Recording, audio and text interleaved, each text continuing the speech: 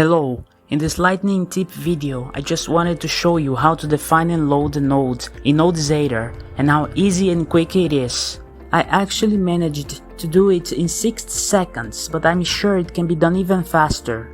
Note that I demonstrate this in my Linux operating system, but it works the same in Windows and Mac as well. Before I start, I just wanted to let you know that you can define nodes anywhere you want in your disk.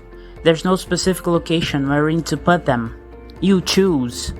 This location you're seeing in my file manager is my home folder. Just like we have specific folders for music and video, I also like to have a specific folder for storing my nodes as well. In my system, I use this Node-pygame-ce folder. I call it that because nodes are grouped into folders called Node-pygame-ce.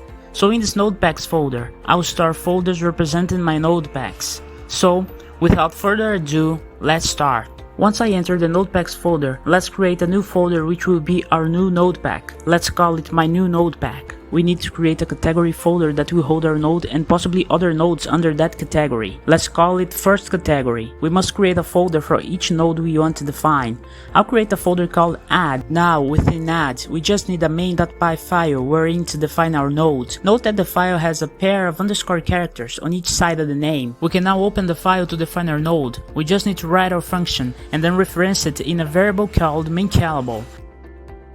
Now that our node pack has a node, we can finally load it within Nodezator, so I'll launch it.